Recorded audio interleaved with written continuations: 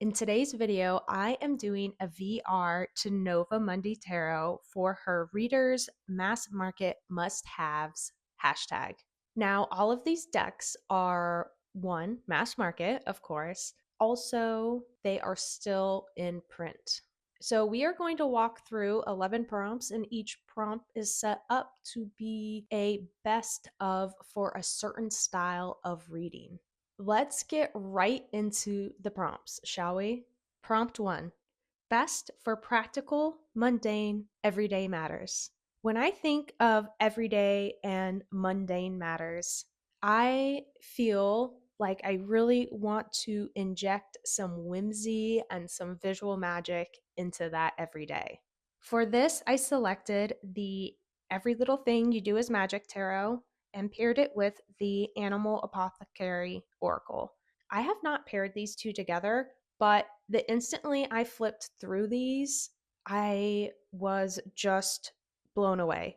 The very mix and match style and media of the tarot with the very loose and bold coloring and line work of the oracle really meets somewhere in this chaotic visual magic that is just working for me. And what I find really great about using this for an mundane everyday matter is that you're injecting that visual curiosity, you're injecting this color, this wild world, and that feels very uplifting. That feels like you can take that boring everyday and make it feel something different, something unique, something special, just from switching up the visuals. The messages from the Oracle also add a lot to the standard tarot messaging and really adds that additional layer that I really like to include with this sort of foundational message to my tarot. I also really like the addition of everyday objects, everyday animals, everyday landscapes, but they're turned into this very surreal either color palette or environment. And once again, it takes that known, that mundane, and really kind of like jazzes it up to be something that feels a lot more exciting. So I'm really excited that I tried this together. I probably not have had it not been for this tag. So thank you, Nova. I'm super excited on this pairing. I stumbled along. I just love what you can do for yourself mentally and visually when you include some more unique or unusual workings into your everyday. Prompt 2. Best for love in relationship readings. I selected the Terra Flora. Now I have the Italian edition, but there is an English version. I selected this deck for love and relationship readings, one, because it's very clear as it's a pip deck, so you're not getting a lot of additional information, but I feel that the colors do a lot of the speaking for this deck. Also, the inclusion of the plant life feels very love and relationship to me. And then once we get to some of the figures for the court cards and the majors, they feel very statuesque. There's a lot of skin showing. So it also feels sensual, passionate. And I think the antique styling has this classic romance feeling as well. And like I said, I think the colors and the plants in this paired with the figures and these antique stylings just speaks love. And I think this would be a very practical reader for that purpose. Now, I have a second option as well because it's actually a love deck. These decks are the Tell Me That You Love Me Oracle. Now, the deck on the left is in an English version. These are both the French editions, and there is actually a second deck out for that. So, is an actual love deck. I don't use decks specifically for these types of reasons. I definitely allow my decks to find their way with me, find their purpose and their different functions. However, I figured it would be a shame not to show these for the prompt, but these are definitely gorgeous. They have that feeling in a different way visually than the tarot flora, where they both feel very sensual, but you can see how just with the visuals, they can read so differently in their purpose for the same type of style of reading as well. So that's something really interesting to think about as well is, how do those visuals change the perception and the feeling? Prompt 3, best for shadow work. I selected the Nicoletta Ciccoli Tarot and the Wisdom of the Wild Things Oracle for this prompt. For me, with a lot of things, there are times for working with something that feels like darker or more serious or more heavy in tone. And there's times when you want to inject that lightness into those dark areas. And I think this pairing is a great example of adding some of those moments of brevity amongst something that may be more of a serious topic or more of a darker area that you're peeking into.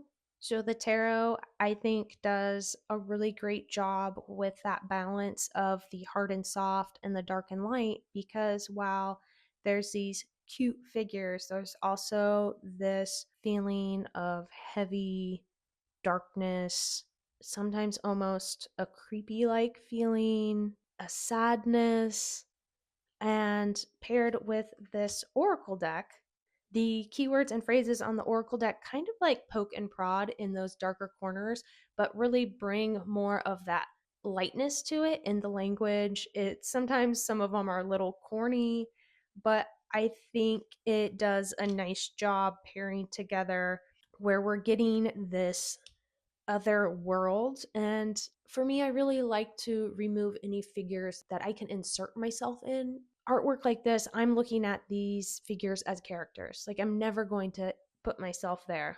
And it's also easy to see this as a story or as a movie or, scenes of a play. And I think sometimes that can be helpful for people who are getting the reading as well. To be almost having like that third person experience where you can apply the story, the lessons, the meaning to yourself through the imagery, through the narrative, rather than, being told directly and seeing yourself directly in something. These two are really cool. I do like to use them at times of more deeper and darker questions for myself. I actually don't think I've paired them together though. I did that on a whim. I don't know. I might have, but the colors are going so well. I like how the Oracle brings in the fantasy landscape and animals into this already surreal world of the tarot. But the tarot features a lot more commonplace objects and scenes and like interior environments versus the Oracle. So they play in a really good world of outside, inside, reality, fantasy. And I like to balance those aspects with my pairings with the decks I use in a reading. I had to throw in a second pairing option because, as I was just going to say with that last pairing, that my absolute favorite pairing for the tarot is the Citadel Oracle. And then I thought, you know what? It could actually make for a really great pairing for shadow work as well, and in a different way, right? Like this one is taking you in a very more specific direction with the archetypes versus the last oracle, which felt more world building and a bit uplifting in a darker time, in a darker place, lifting up those areas that you are searching and looking through. So I think either of these would work beautifully, and I've certainly used these two together, and they do fabulous for this style of reading. Prompt 4, best for career and life path readings.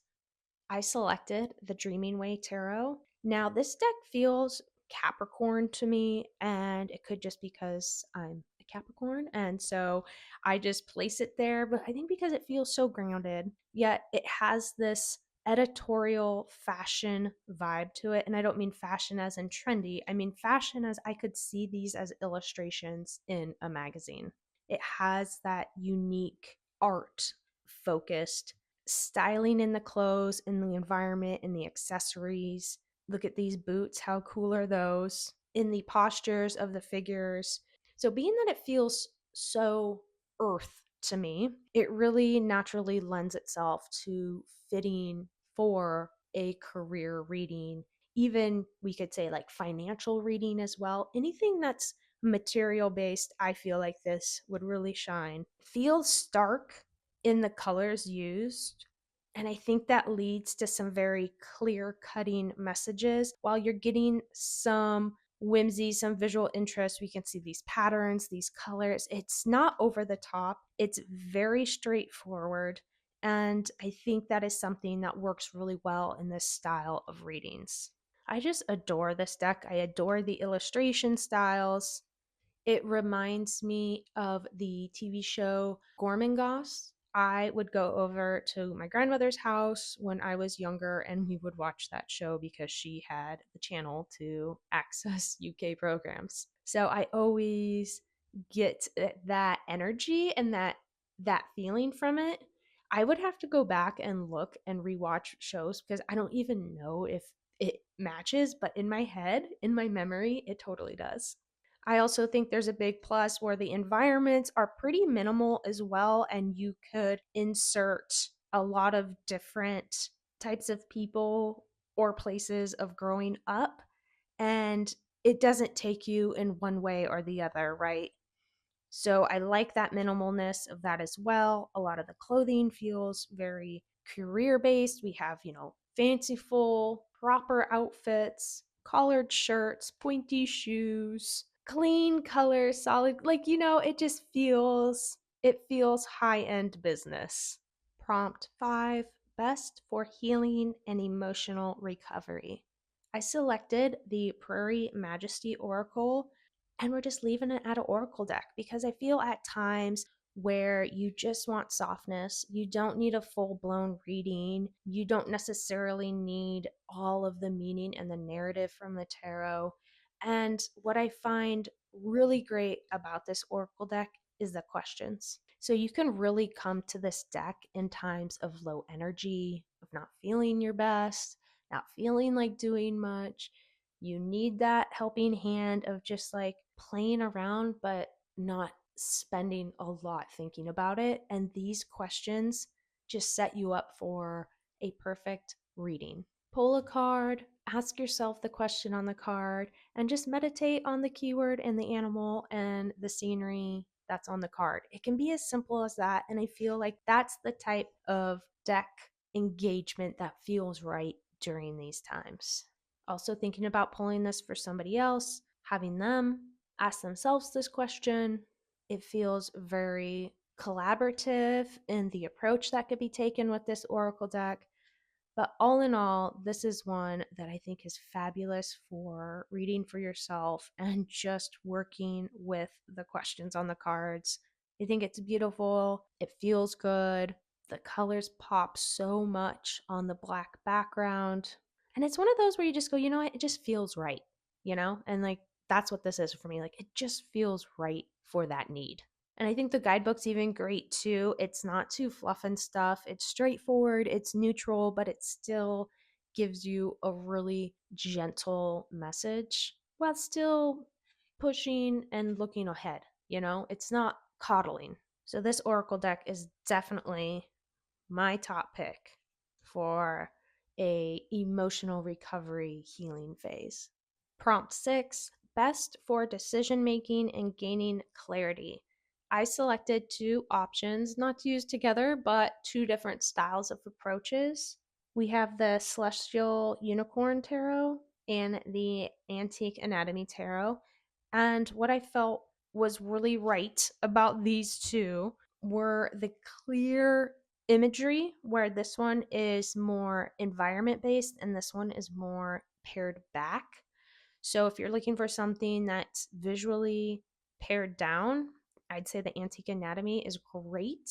If you want something that has a bit more of that world building, that fantasy, but still keeps it very grounded and clear in its visual, the unicorn's great. So, in one way, you can go the really strict back way, and one way, you can go the more ornate way, just depending on what you're looking for, what the mood is. I think the unicorn, while it's this very high fantasy visual, It's very grounded still. It feels earthy. The visuals are not over the top.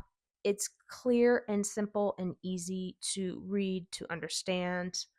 And the antique anatomy just really, like I said, strips it back to the numerology and to the tarot meaning. I also really like that you get the plant life amongst the objects because it really speaks to that rebirth, renewal of plants, the cycle, the seasons, and this you get that in the visuals already. It goes through many different types of environments. It's RWS in its styling. And once again, while it's very high fantasy, it just works as a clear reader. And I liked looking at these for the same prompt, but both two different approaches. The Unicorn Tarot also reads really well in a larger spread to give that story building message to get clarity. And I find that's what's really interesting with that one as well, and what was working for me when I was playing around with the decks for this prompt. I was able to clearly see frame by frame of this story, of the messages that were being spoken to me through the scenery and the change of scenery card by card. It spoke really clearly in that way. It was cool. Prompt 7, best for daily guidance or daily pull. I selected this pairing, Tarot of the Third Gaze and the Sacred Symbols Oracle, because they're really fun to look at together. The tarot has so much energy through its color and unique illustration style. It's Rider Waite Smith, but it has a cool twist on it. It feels vintage, it feels fashion, but it still feels tarot. And it pairs beautifully with the minimalist design of the sacred symbols, but you get these really bold color floods still of the background that speak really well with the tarot. And I think inserting these colors, these landscapes, these visuals with the symbol is a really fun daily practice and a daily reader. As you notice, I have a lot of the fantasy mixed in with the everyday, and that's definitely how I prefer to pair my decks, to use my decks, and the type of decks that I bring into my collection. I like to have that visual narrative, the visual storytelling, the way to escape into these scenes and insert myself into these imaginary worlds, and it's just fun to think about in this way. And that's why I love these two together. And I thought, you know what? If I had to use a pairing every day to do a full reading with for myself, I would not get sick of these two. I mean, I'm sure eventually you could, but it just works for me. And I thought it would be really cool for this prompt in particular because just like prompt 1, it's inserting that whimsy into something that feels boring or monotonous, tedious. It's like, where can we insert those fun, light bits into things? This definitely does it for me. I love these two together so much. And this tarot deck is mass market on Amazon France. So I'm going to say it can fit into this tag still.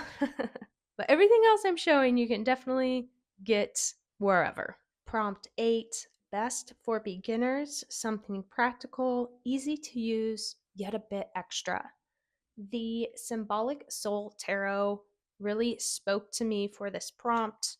It's still traditional Rider Waite Smith, but it has this funky sci fi surreal artwork style. So while you're still a beginner, you're still figuring out the meanings and the system, but maybe you don't like the classic artwork of the original deck, or you just want to try a new visual style. I thought this one would be really cool. It has the gold foil accents, really look cool with the etching almost style of the illustrations with these bold black backgrounds and then the landscapes and focal points in white. It pops really well. It's got some surrealism to it. I think it just cracks the door open a bit more for your next step in a deck.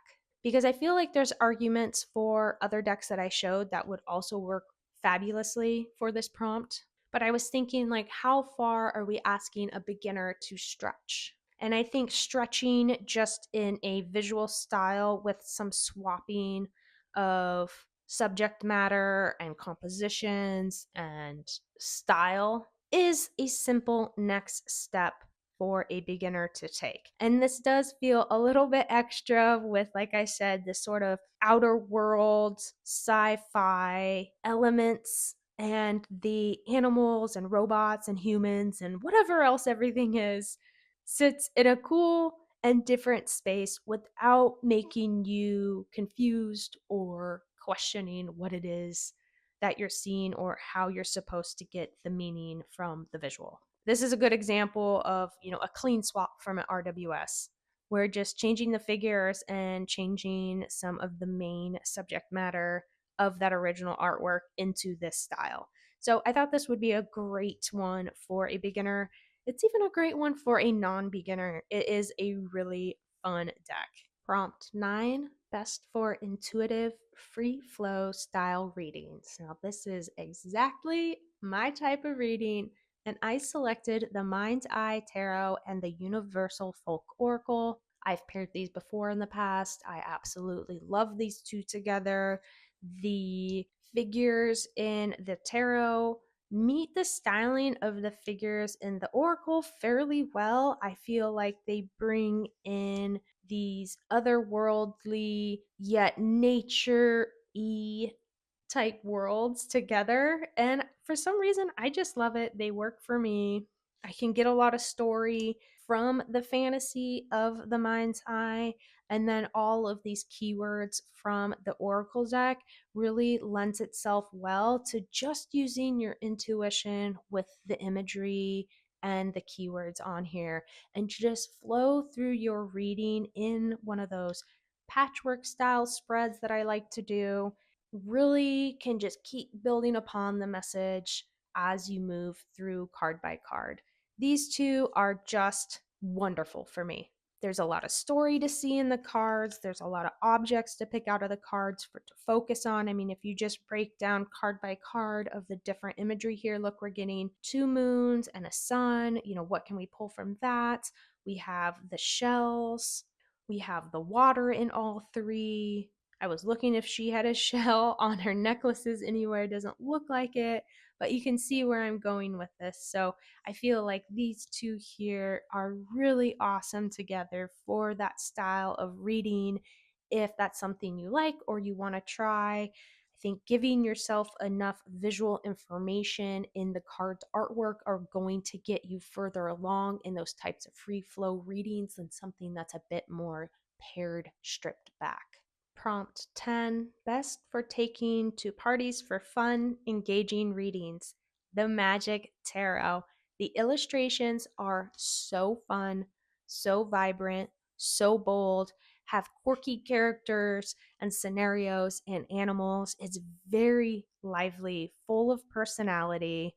It's clear and easy to see. So if you're reading at a party, maybe the lighting's not the best, these would still pop off the paper, off the table really well. It's clear to see from an observer's point of view. It's energetic in its illustration style, which fits a high energy vibe of a party. Like I said, the colors are bold and they just shout at you in a good way. Plus, we have this bright, solid yellow for the titles, which once again helps you to see, but it also plays off nicely of the color palette and the wild illustrations of this deck. It's just very over the top and fun. And I think that's the perfect party deck.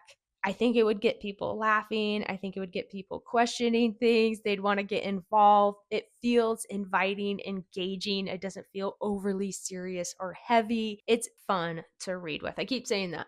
It's fun, but it is. And this was the first deck that popped into my head when I thought for this prompt. I said, oh, there's nothing else better that I have to fit than the Magic Tarot. It's one of my coolest decks. I just love it. And of course, I love Fournier decks, just like I love Los Scarabeo decks. Those two are definitely that have such unique artwork too. And this one would be perfect for a party. Prompt 11, best for reading for people who are scared of tarot or need a hug deck. Under the Oak Tarot and Enchanted Earth Oracle felt like decks that could be used either or together for this prompt. So I was thinking the Under the Oak Tarot feels very narrative. It has that high visual storytelling to it. There's nothing overly scary or esoteric or occult about it. It feels like something you would encounter in, say, a graphic novel, or some of the characters also remind me of the movie Five Goes West, like that sort of vibe, right? And the Enchanted Earth is just a feel good deck. It is such an easy, simple, straightforward reader. The environments are soft and huggy. They just feel like you would be embraced in the moss the minute you sit down in this environment. And same goes for the Under the Oak Tarot. While there's some, darker, maybe a little more sad looking imagery, it's overall definitely not that sort of vibe. So it's a great storyteller. I think it's a good way to dip a toe into the water to tarot with someone. But I feel like this oracle is like the ultimate hug deck for someone who feels uneasy about tarot. And as we know, oracle is a great little way to test the waters and to just try out a deck, right? But together, I feel like these would also be fabulous to read with someone, or for someone who wants to read for themselves as well, that maybe isn't 100% in the tarot game, right? I haven't paired these together, but I'm loving it. Another deck combo that I am just loving. I have found like 3 or 4 really great pairings doing this video that I hadn't tried before. So I am thrilled about that. These two are just great. The colors, the textures, the imagery, everything is just everything I like. I think this is a really great example of my mass market perspective. I like fantasy, I like animals, I like groundedness though. I like unusual illustration styles. I like that sort of fashion. I call it fashion. Like when I say fashion, it's like it's cool outfits, it's cool characters, it's cool environment. Like it just feels cool, Like that's the way I sort of deem the word fashion in a deck. I mean, sometimes decks do just feel fashion though, but yeah, I just feel like these two together, I want to just stop the video right now and just do a reading for this. Look at these three. I am just the colors, the animals. We have this one figure, and if you're familiar with her, she's a blind girl on this island, and look, she can see. Her blindfold is off, and then we have this like wonderful progression. It's just great. I get so excited finding new pairings. And this is a great example, again, of shopping your shelf and shopping your collection. But I got a little off track for this one. This would be great hug decks or for someone who is nervous or scared about tarot. This was such a fun tag. Thank you so much, Nova, for tagging me in this and creating it. First of all, this was really cool challenge to figure out decks that work for these prompts that also meet the mass market and still in print requirement. So it really pushed me to try some new pairings. And as we talked about, I discovered some really amazing pairings I haven't tried before. So that was cool.